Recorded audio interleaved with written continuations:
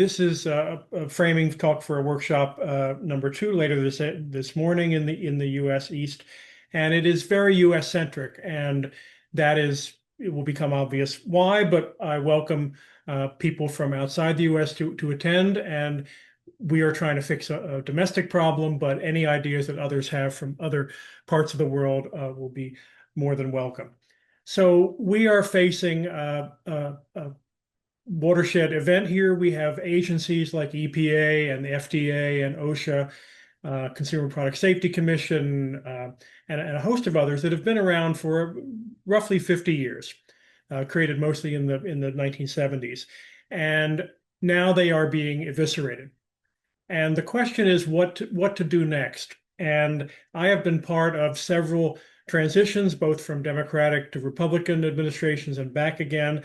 And the overwhelming perennial instinct at the time of transition is to turn the clock back and do exactly what we were doing the last time we, whoever we is, were in power. So it's party like it's 1999 again. And that has been reasonable, but I think at this point, we have an opportunity to rebuild these agencies and fix problems that have never been fixable because they've been sort of running on autopilot for all these years.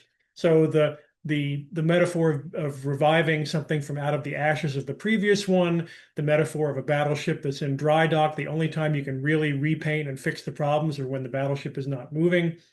So there are some pent-up ideas. I will talk about just one of them out of deference to time. But we welcome a workshop where people can talk about not only how to reorganize, change the structure, change the mission of these agencies, but how to get that done in the, we hope, frankly, 3 years that we have to prepare for the next transition of power in the U.S. On the right-hand side gives you just some sense of how quickly and how dramatically these agencies have been eviscerated. Budgets are being halved or being zeroed out. Core functions are not being done anymore. Inspectors are being fired and sent home. And it has tremendous consequences both for the country, the nation, and the world in the case of the Agency for International Development. A couple of quick slides.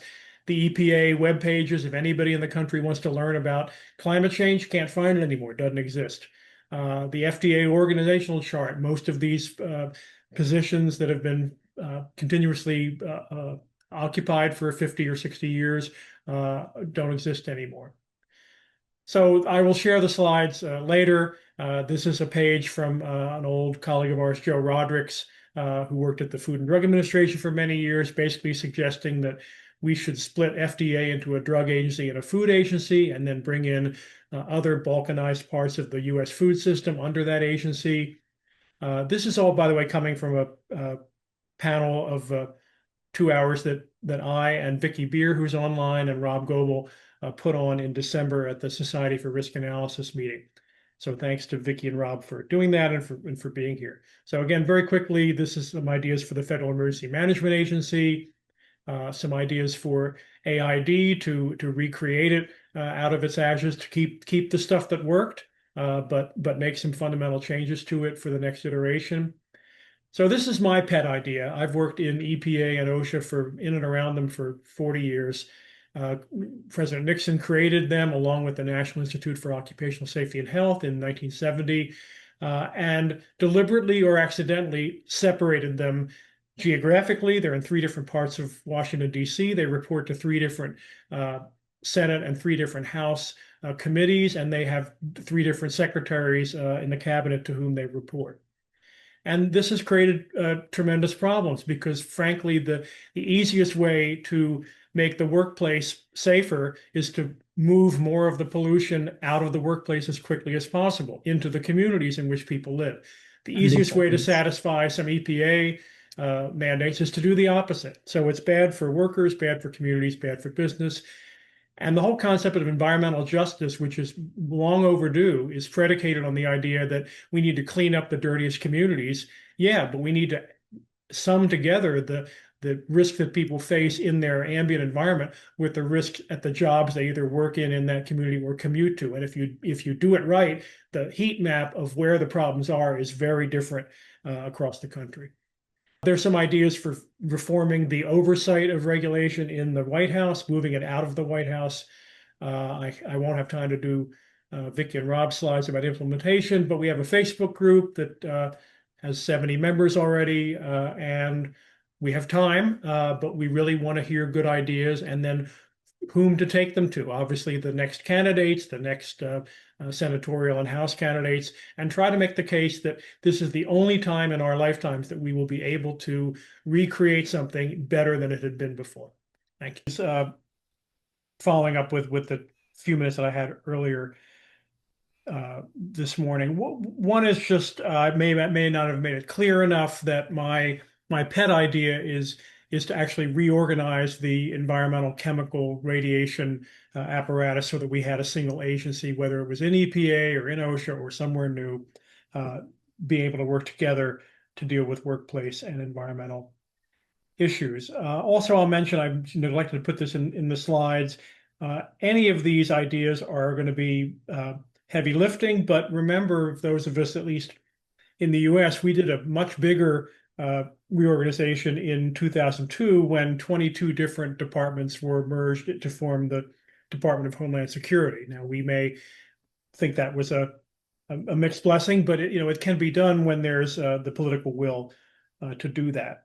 I also should have mentioned one of the ideas that's been out there for a very long time, just as something that people notice and wonder why it is and why must it be that way, is the NOAA, the National Oceanic and Atmospheric Administration, is part of the Commerce Department. So they have a cabinet level mission that's commerce related and not science or weather or public health or protection. So there are oddities of the way these things have been organized over time that people long ago have been saying this doesn't make a lot of sense, but rarely, if ever, other than the DHS thing, have they been reshuffled. So I would just ask, I'm going to stop talking, but would try to urge people to, at least for the beginning of the workshop, to try and emphasize structural, organizational, mission change, not as much when we get back in power, we need to work on this more than that, or work on this in a different way. That will happen organically. This is more sort of when you come back to an empty house, how do you buy the furniture and refurnish it? And then maybe we can partway through collect some of the good ideas and then migrate more to talking about how to work together here, but also where to take these ideas, how to begin to establish momentum for them. I think a lot of it in the US will have to wait until after the midterm elections, but who to approach in the second 2 years to begin to sow the seeds of what do we want to do in the first 3 to 6 months of a new administration. So again, with a very broad ambit, my focus is environment and health and the workplace, but this goes as far as the Consumer Financial Protection Bureau, bank regulation, the Weather Service, emergency management agencies, military to some extent. All doors are open.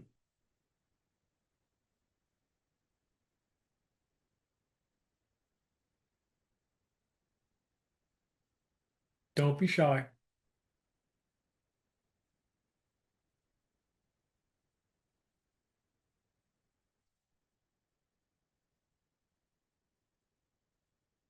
All right, Jeff Gordon and then Rob Goebel.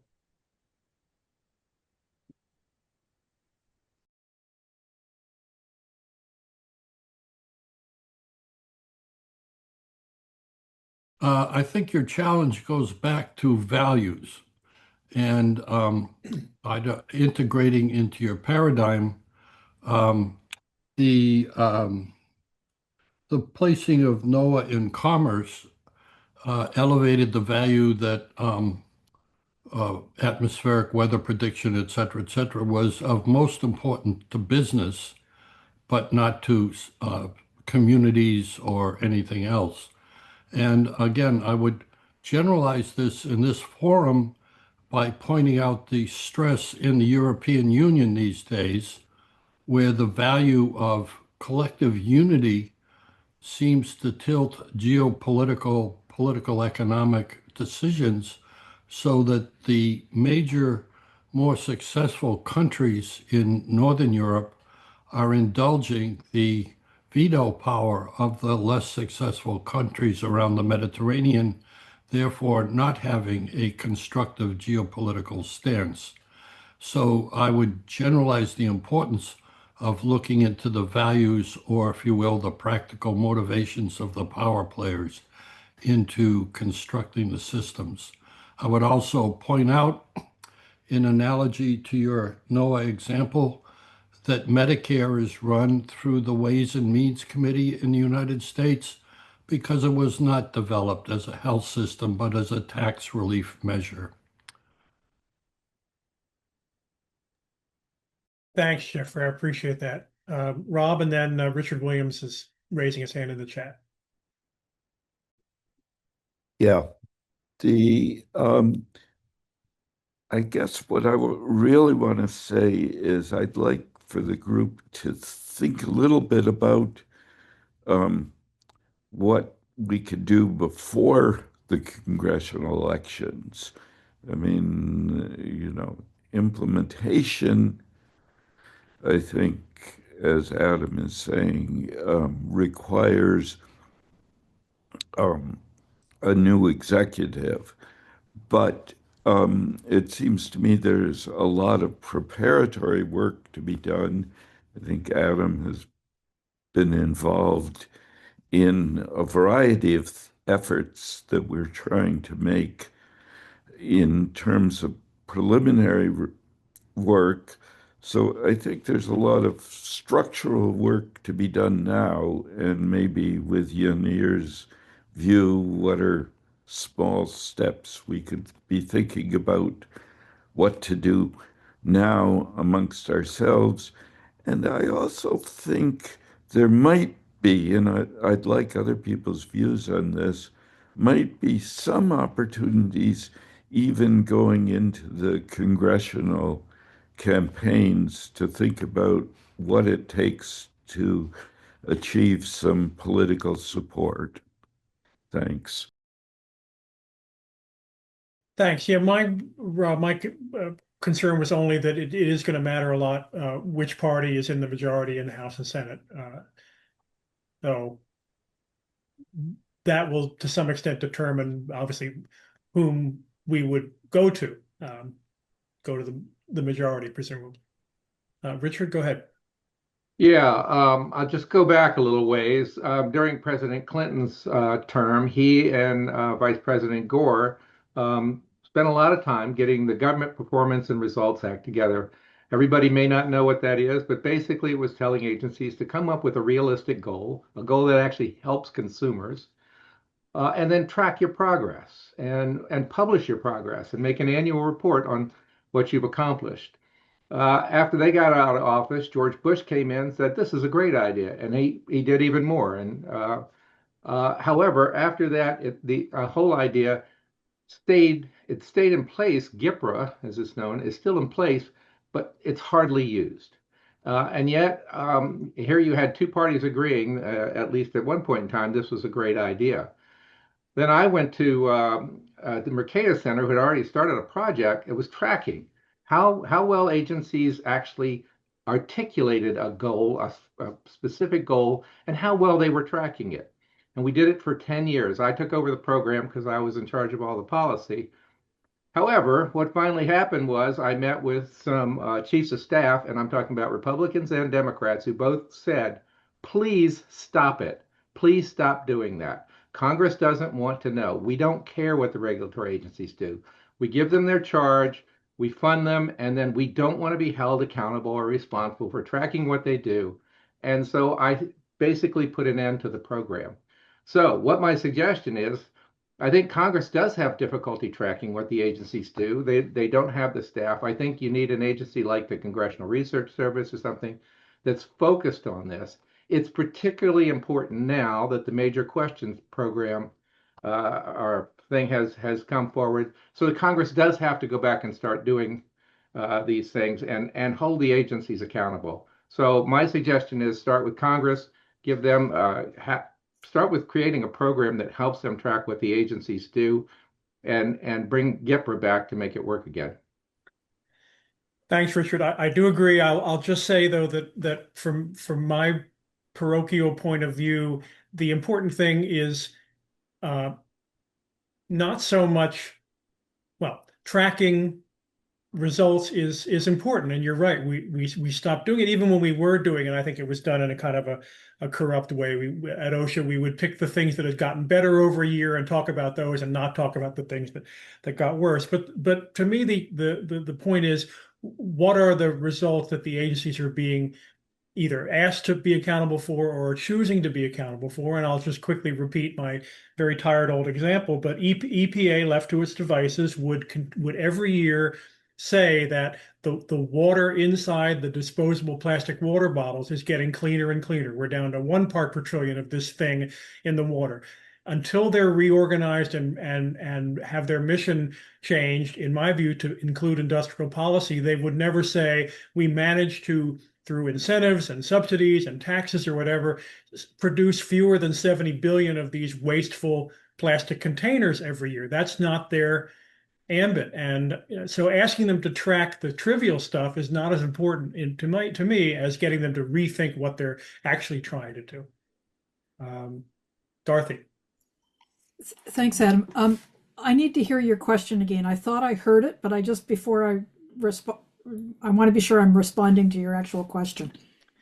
Well, ideas that people have for taking advantage of the coming back into an empty house of federal departments and agencies to come back and immediately reorganize, merge, separate, restructure, refocus, create a different system fundamentally than what we have had for 50 years. Yeah. Fixing the problems that not everybody, people agree, boy, wouldn't it be great if we had this? And we've never had that because there's never any time to do that. Right. So, a question that I've raised elsewhere is so what is it you actually want to ask them to do? What's your vision here? And how do you get that? And it seems to me that there are a lot of grassroots groups and sometimes powerful ones, relatively powerful NGOs, that need to be involved in a conversation about how do you, for example, get the folks in Coming Clean to think about workers' health issues. They're willing to sort of acknowledge it, but they have to be reminded regularly. So if those groups aren't on side, they're not going to be there supporting you with these kinds of efforts. And I'm speaking as a Canadian who's worked in the States and helped influence policy there. So, I think that there has to be a lot of background work done of grassroots kind of what's our vision, what's our North Star, how do we get it? You can't just go knocking on Congress's door and saying, hey, you ought to do this or that, if you don't have a comprehensive view of what it is you're asking for and if you don't have folks behind you. And I don't disagree, Dorothy. I would just say from my long experience trying, as you have, to deal with the NGOs who are working on environment and the NGOs unions mostly working on workers, they fight with each other for turf just the way the congressional committees do. So I think we need not only new ideas, but new allies. I'm not sure that going to NRDC and EDF and saying care more about workers and going to the AFL and saying care more about the environment is going to help. But I don't know that they're the only players. And I also think that things have changed and that there are good experiences. And I would point to the Change Coalition in California as being one of them that led to the Safer Consumer Products Reg, including occupational health, is part of public health in their statement. So I really think that there are people out there who do pay attention to this and who are willing and interested in pursuing this. And I'd be happy to talk to you more about that. Great. Thank you. Jeffrey again.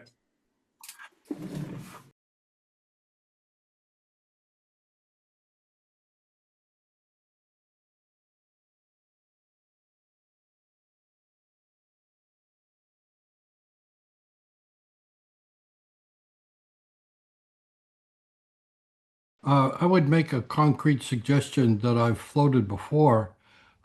What this country needs, and maybe what this group would support on a wider basis, is a something that looks like a government in exile.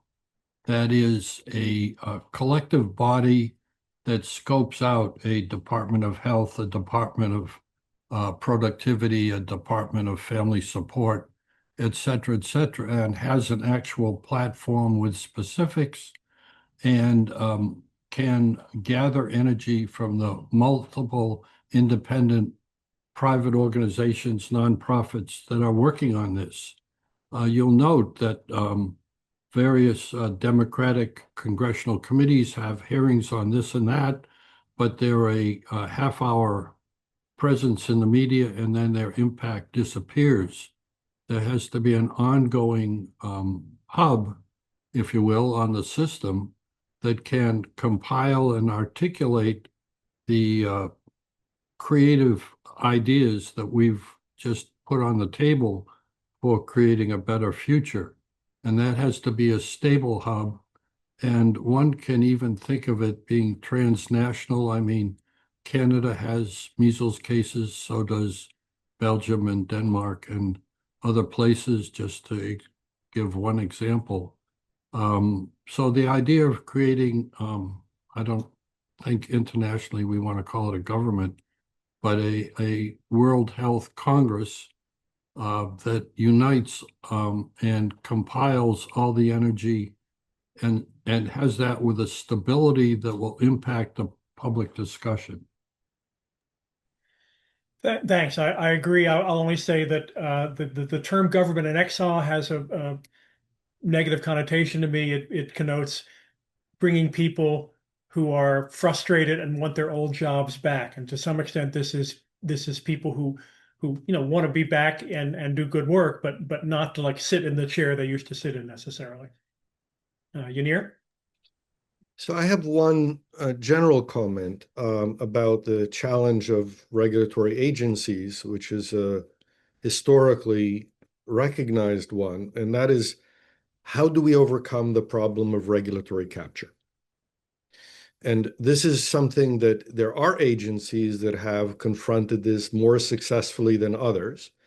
And I do think that it's important to have it on the table as part of the discussion of what are the things that need to be done in order to protect, enhance, stabilize, enable, empower the regulatory system to do what it's supposed to be doing. Yeah, great point. I think by and large, the infrastructure sort of is in place in law that there's, I think we have a better system federally than a lot of our states do and a lot of other countries do, that the regulatory process is supposed to be obviously not captured, but you're supposed to know that because the outputs of the system are supposed to be transparent. They're supposed to be explanations of why decisions were made. They're not honest explanations, but they are required to be written down. And that's where the courts come in when one side or the other says, I think this was a bad policy, and I think it stems from capture. But yeah, I mean, Citizens United, all these things also need to be fixed so that we don't create a new system, which is also every bit as vulnerable to being taken over by single interest capture. Rob, yeah. Yeah. I'd like just to comment on capture. The other mechanism, which I think is really potentially quite powerful, is that we've been talking about trying to have better coordination, perhaps in some sort of coordinating entities. And one thing that reinforced capture was having operations in their separate silos that creates a self-reinforcing dynamic. And I think if we think about Adam's problems between OSHA and the EPA and where does the pollution go? Um, if you break down these narrow specifications, that will help a lot in the regulatory capture problem.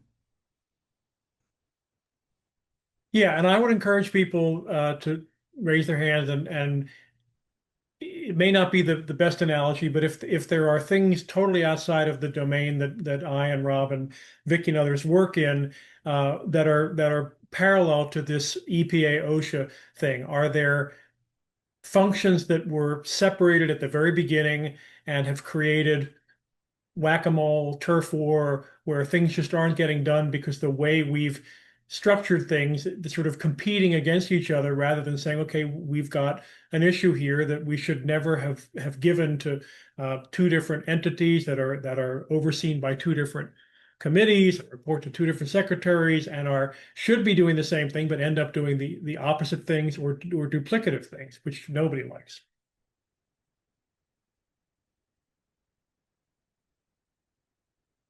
I don't see any hands raised, but if anybody just wants to, who's having trouble raising their hand, wants to chime in, there's John Hanley. Go ahead.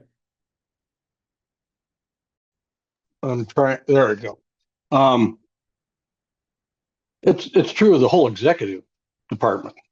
Um, I mean, think state and defense and commerce and treasury and et cetera. Essentially we created silos for things that must interact. And so I think getting back to the broader issue is how do you create the interaction? Now, the National Security Council was originally developed to foster that and to oversee that the coherence in the actions. Another thing that's been completely emasculated.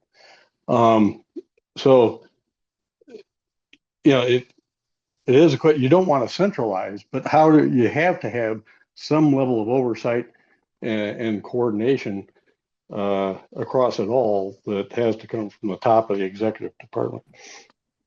John, I'll just ask in response to that, and you can think about this and we can talk later, but are there small bits of this, you said, I'll use your word versus, but state versus defense, where the way forward would not be more coordination or more oversight, but just, okay, you're both a little piece of each place is doing the same thing. Let's create something integrated where it's not go across the street and meet with your counterpart, but actually do it together. Well, one of the most active areas is foreign military sales for how you dispose of old military equipment, et cetera, et cetera. I mean, both, there are two organizations with state supposedly having the top card on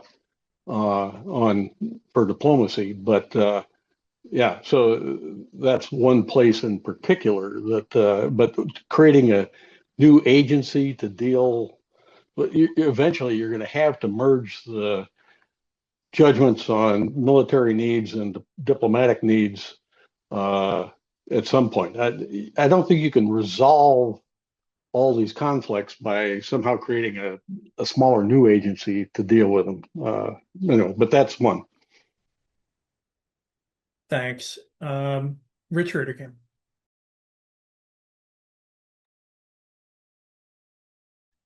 Yeah, with respect to regulatory capture, there are really two groups of people that are affected, besides consumers, obviously, by regulatory capture. One is small businesses, and the Regulatory Flexibility Act created a big portion of SBA.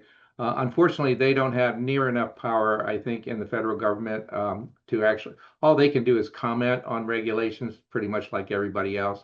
That's something that could be addressed. The other thing that's not addressed at all is, the reason that you get regulatory capture is firms are trying to keep small businesses from competing with them and potential entrants. There's nobody representing potential entrants.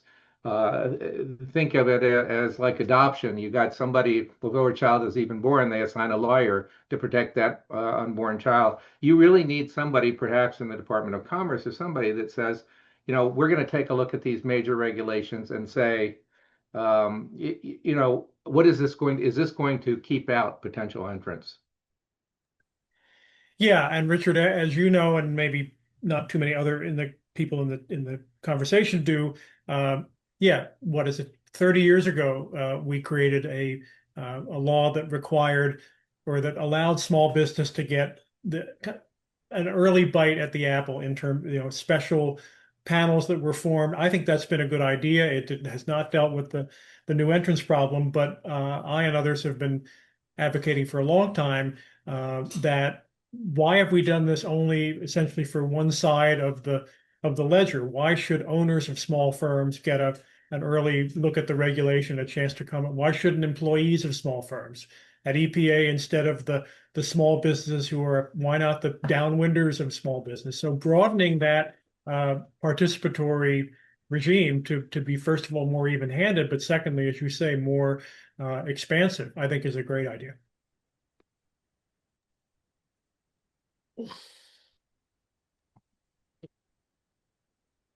I'm not seeing. Oh, Yanir, go ahead. All right. Maybe I'll just add a little bit to the regulatory capture story just by saying that um, the discussion about representation and so on, there's another side of it, which is let's call it the culture of the regulatory agency matters a lot here. There are different aspects of how a regulatory agency has the system of its behavior over time, because part of the challenge of regulatory capture has to do with the time frames over which things are being done, for example. And I've actually spent some time analyzing these things from a complex systems perspective. So my point about this is that there are levers that can be used to affect the issue of regulatory capture, which are not the usual ones, but are actually known about in principle because we see agencies that do use them, but are not widely implemented. Do you have a good success story of an agency that has sort of gotten itself out of the hole it has dug by being captured? I can't say, when I give an example, it's only an approximate example, right? Because I can't say that this is um, a full, a full solution to the issue. But one of the things that I did look at a little bit was the Federal Reserve as an example of professionalism over a lifetime, right? People go there and they work there for their lives. And this prevents some of the revolving door issues that are contributing to the opportunity for regulatory capture. That's an example, but there are a set of these things that have to do with the distributed decision making and other things that are relevant to this topic.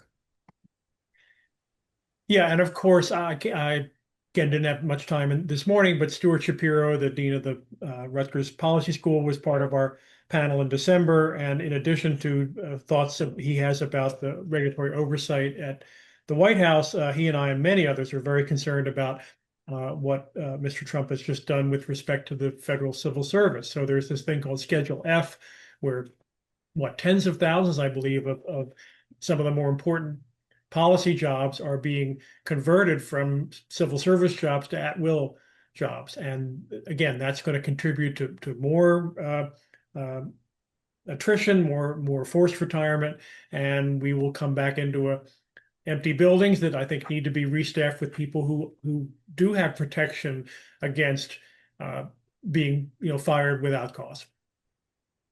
Rob.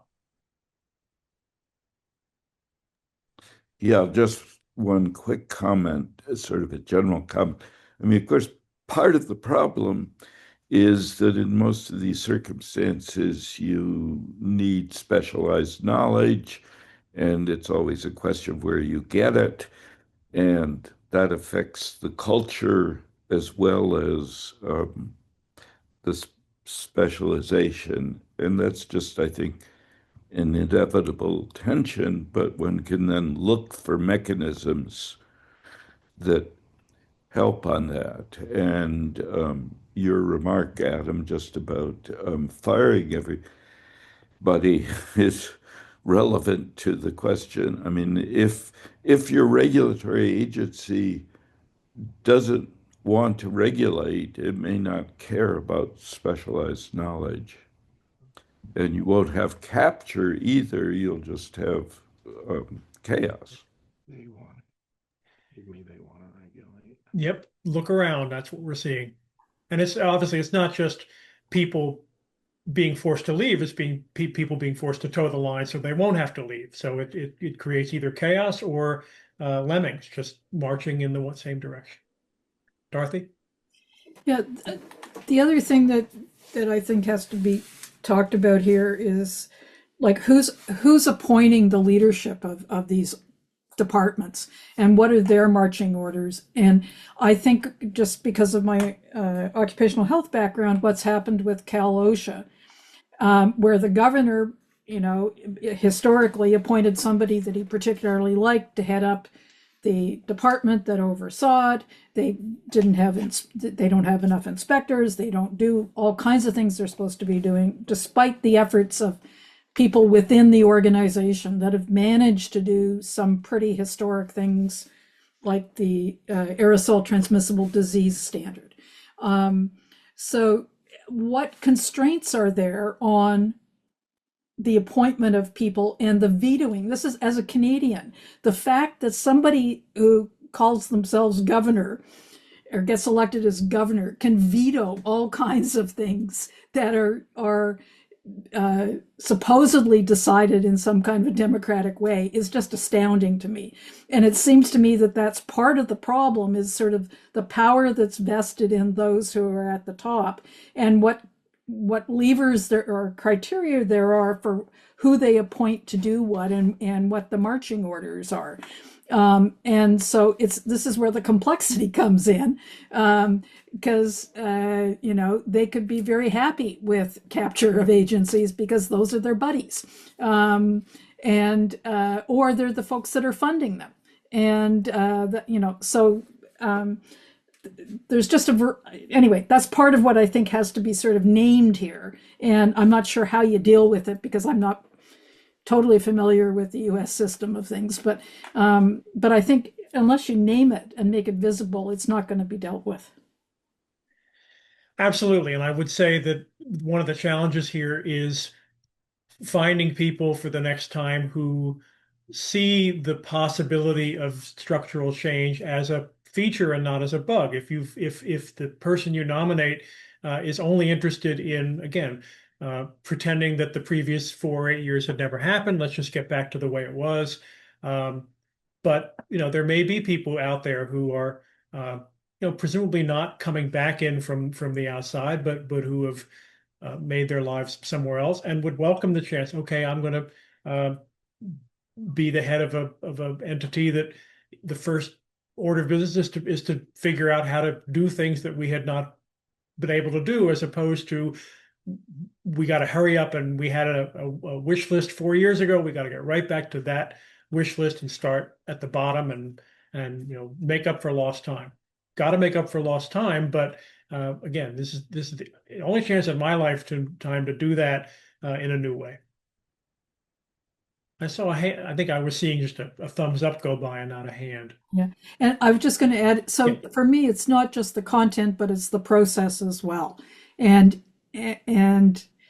how people think about processes, and they're not just going in saying, "Well, it's my vision," but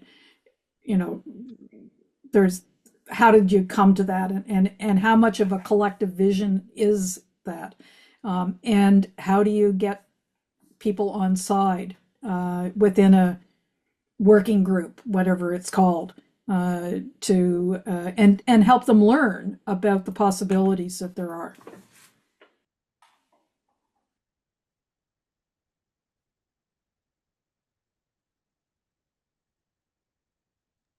Go ahead, Richard. I see your hand. Yep. Adam, you mentioned prioritization, and I think that's something that's sort of been lost. I know when Bill Ruckelshaus came to EPA, that was one of the first things he did. And he did it in using the administrative procedures process. He opened it up.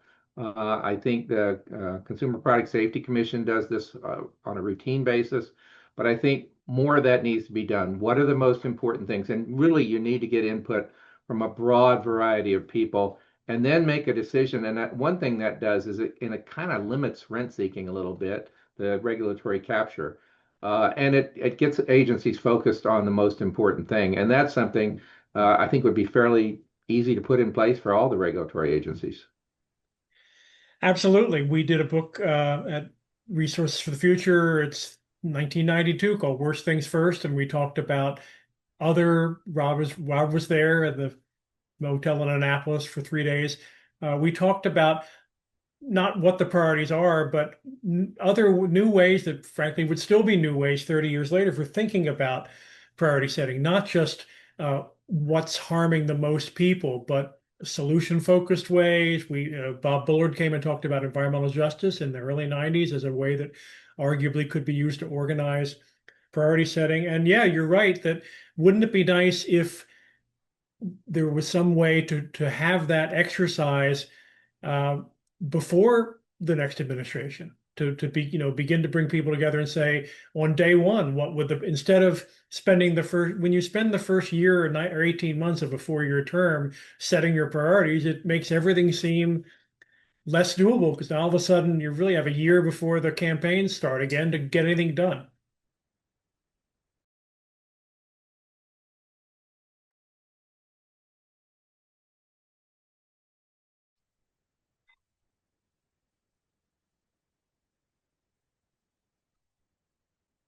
Anyone else? I would certainly encourage you, please, to either in the chat or I'll just put my email in a second into the chat. But I think the more examples we have of uh, kinds of structural, organizational, mission quirks that have persisted for a very long time, and that could be a galvanizing point for people across the whole spectrum of policy issues to collaborate on and just say this is our chance to instead of creative or uncreative destruction to do it in a thoughtful way next time around.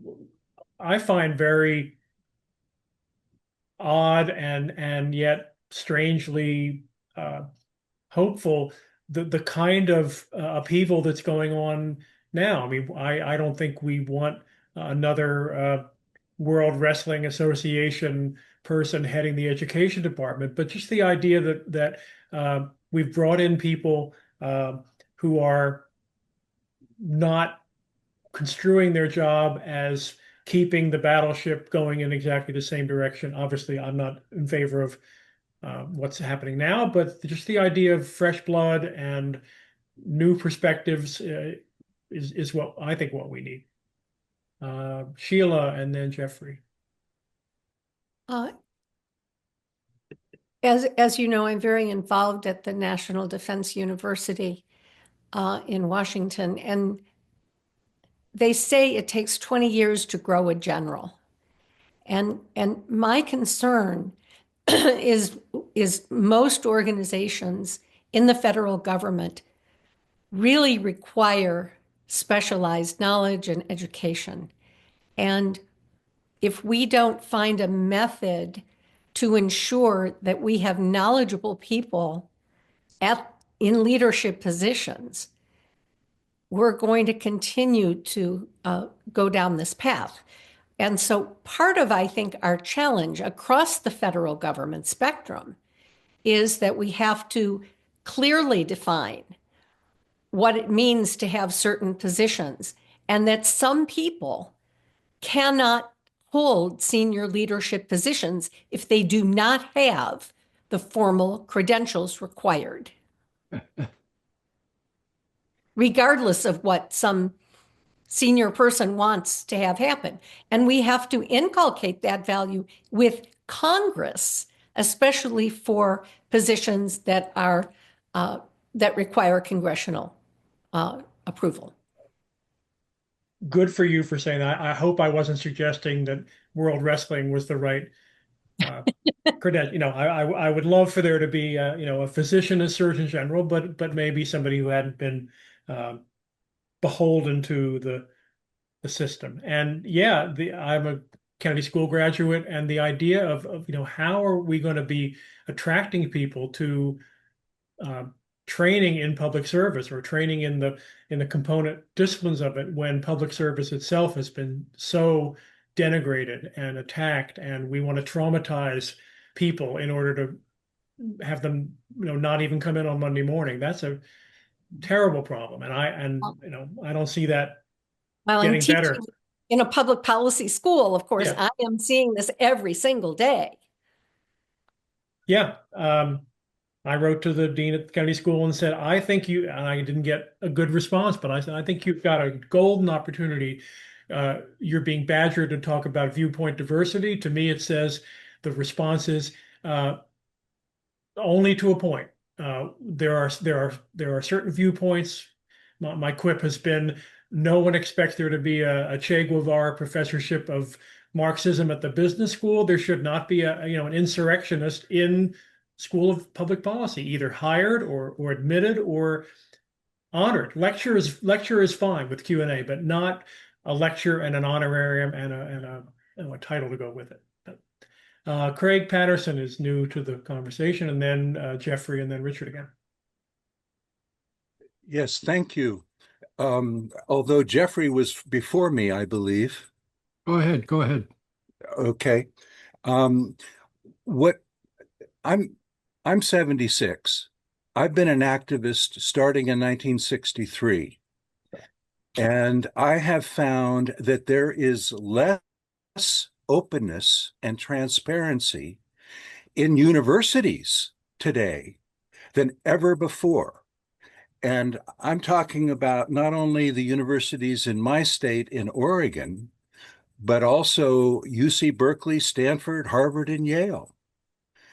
And that what my experience has been that there is no opportunity for independent thinkers to converse with groupthink.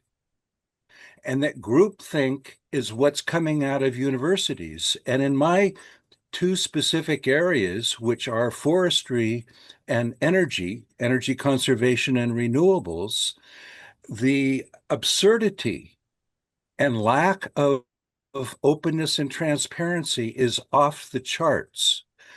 I've been actually banned from direct participation with the Northwest Power Planning Council because my comments and my questions are disruptive to their ignorance.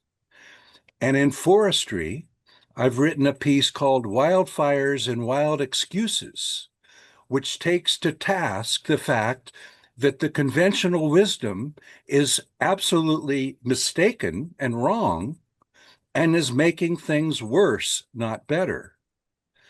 So there's some systemic problems that we face that are fundamental to the lack of openness and transparency across the board, in my experience. Thank you, Craig. If you want to send along in chat anything to read on this or suggestions you have for turning that around, I appreciate it.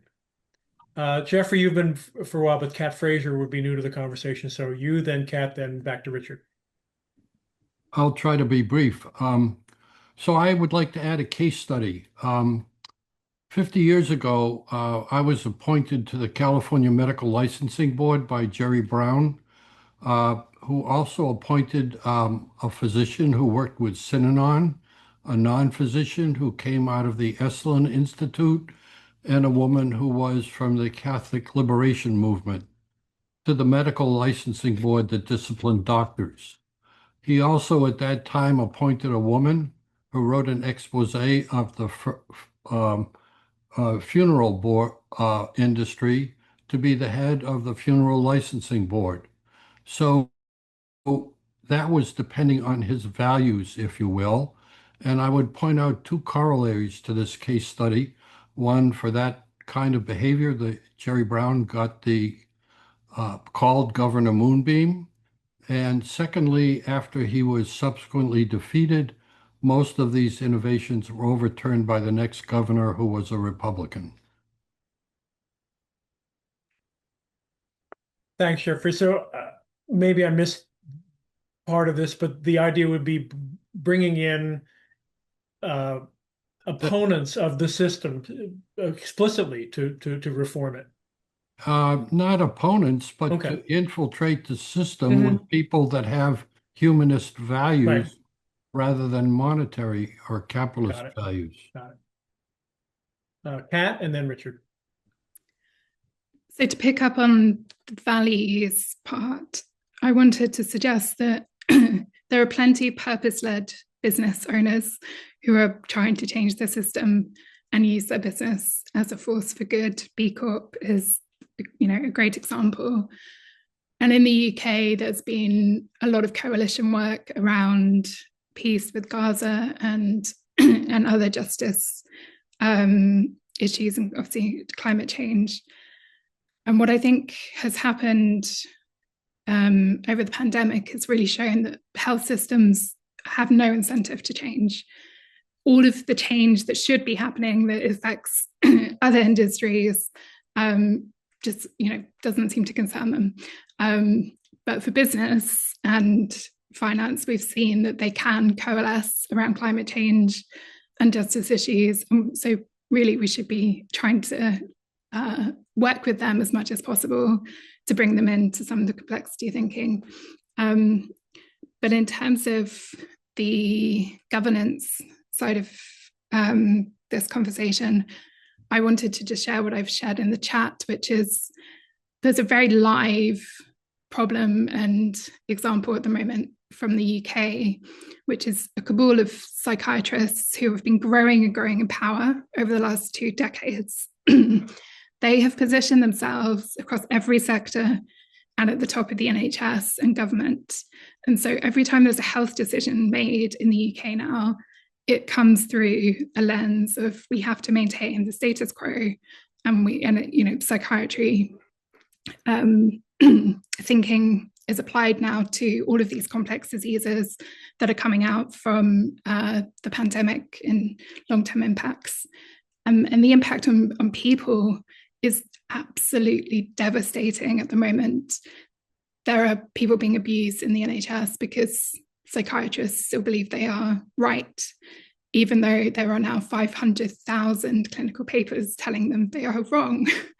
And so it's really an example of how quickly a very small group of academics within that space can mobilize, and they're part of a trade lobby, and really they're a fossil fuel industry that are going to prevent biomedical research and progress happening across the world, but it is happening in our academic institutions in the UK at the moment.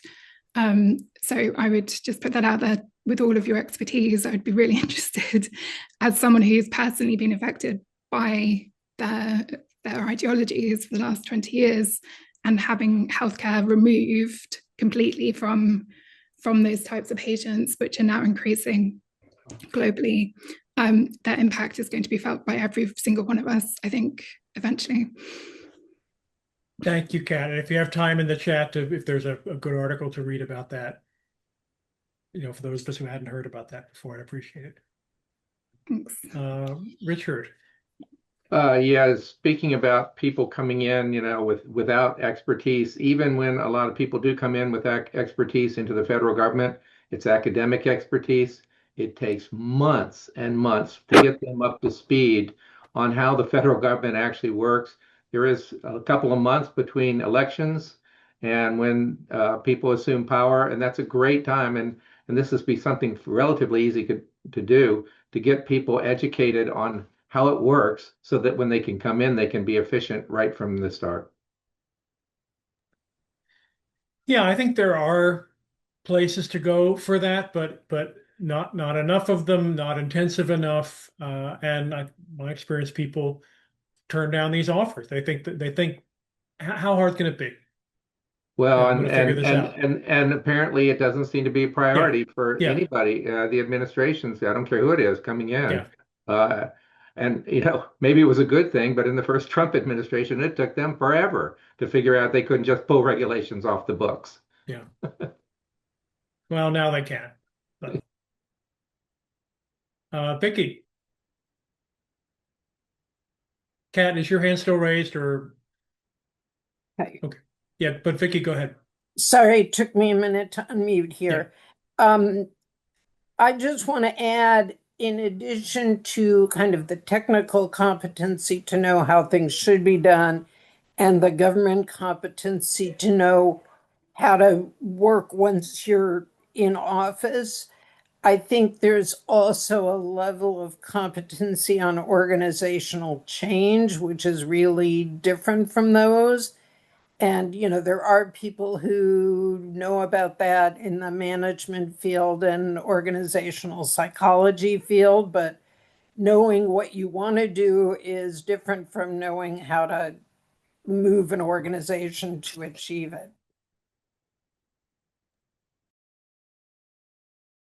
Good point. And anybody who has resources in how this is handled elsewhere doesn't have to be governmental, but how change is managed and effectuated would be great. I'm just trying to respond to Stephen on the Facebook issue here. Yanir. Just add a comment that, you're talking about handle organizational change and other such things. I'm going to point to an organization that John Hanley was very much involved in, and I participated in a little bit, which was the Strategic Studies Group associated with the Navy, because they really developed a system of addressing challenges or responding to questions about challenges that could be developed further in other organizations, and so on. Again, it was a team-based efforts, and I think that learning from that example is a good thing to do. So there are some examples, and again, this is the place where you say best practices are good to model after, and I think that was one of them.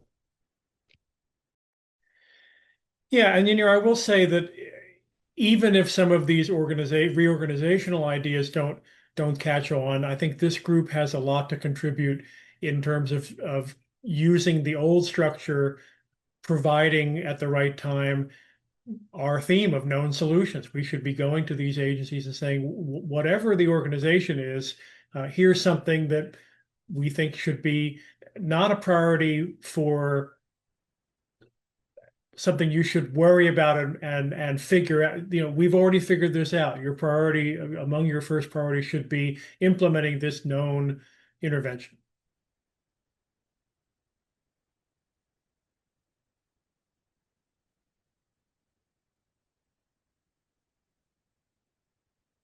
Anyone else want to just jump in without a hand?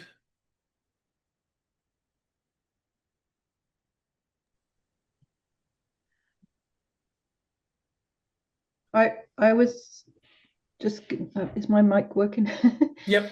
Yep. I'm going to be speaking about institutional ethnography tomorrow, Dorothy Smith's alternative sociology, and Craig raised what's happening at Berkeley and other places, and Smith started her work at Berkeley in the 60s, probably when Craig was starting his activism by the sounds of it, and really predicted a lot of what we're talking about here, and from her experience of working there as the only female sociologist in the department. I'm just going to put a link to her book here, and or one of her books, the under new public management, which really maps how many of these things have been happening and coming about over the last few decades. And yeah, more to come tomorrow. Great, thank you. While we're wrapping up, if people want to put their names in the chat with expressions of interest, but even if not, can you be a resource for a particular topic area if questions come up as we proceed to come up with an agenda of possible ways to refill these agencies next time around? I would just make one more comment, if I may. Sure. And that is that I never went on from college because I never found back in 71 the kind of integration and synthesis that I was looking for. And I still don't see it. And one of the things that I find is a great blockage is that if you're not a part of the group of a master's or a PhD, you're oftentimes not taken seriously.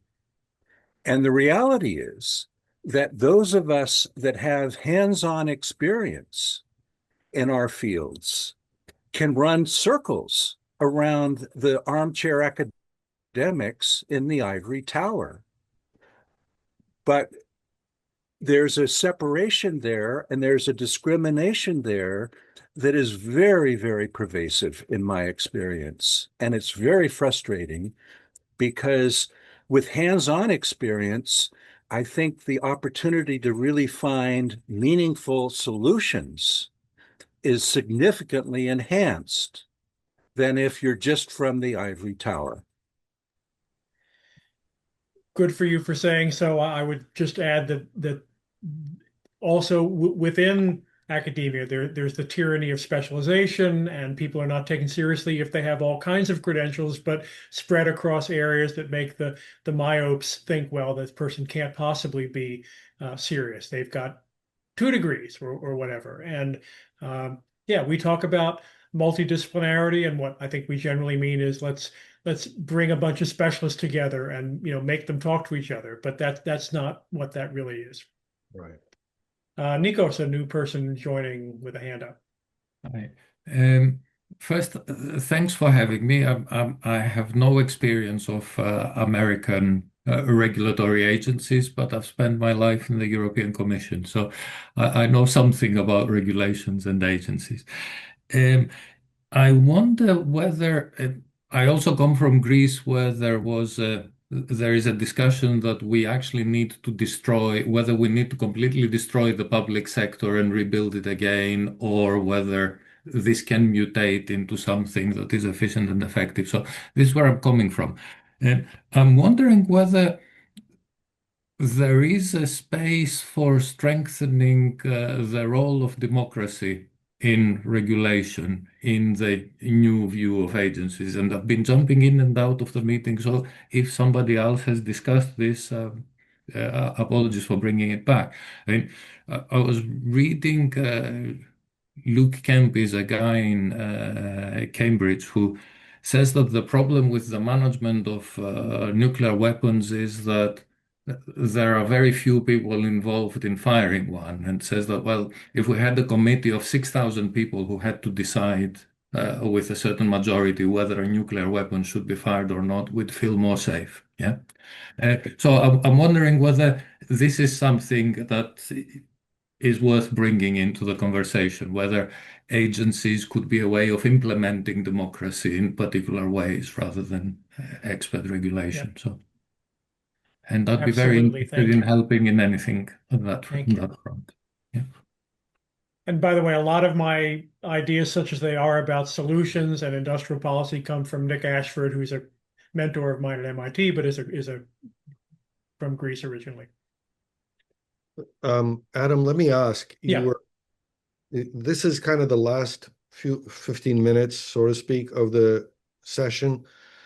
Do you want to formally ask people to join the project, to put their names as interested? Because it does seem like there are many people who are in the room who might contribute. And if you want to do something to get names or participants, maybe this would be the time to do that in some form. Yeah, it looks like people are doing it in the chat, which I'm sure will be archived. And I see on my screen I've got 3 or 4 requests to join the Facebook group already at real time. So yeah, I would encourage. And if the meeting ends before you can get in the chat, just send me an email. I'll put my email address. Great. And so the question is, what else would you like to do with the last 12 minutes? I was just asking if there's something. I think ending early might be a good thing. Okay. So thank you everyone for joining today. This is, of course, the first day of the week of sessions. Tomorrow we will have 2 other workshops, and before that we will have the the presentations that are starting out the day. So if someone can put the link, I was going to find it here. Let me see if I can do it. But the program, as you all know, is on the onpolitics.global website. And if there are any questions, of course, send them. Sharon is a good address to send questions to. So let me just give that. So if you have any questions, she already did it. I did it a little bit later. So let me delete that. Otherwise, again, thanks everyone for joining. We're looking forward to building things that will grow. And tomorrow we'll hear from projects. Tomorrow and Wednesday, we'll hear from other projects that were started at the original meeting this past summer. And it's very clear that we're going to come out of this project, this program, with a new set of projects. Very exciting. Thank you all, and we look forward to seeing you tomorrow or any other time that you're able to join this week.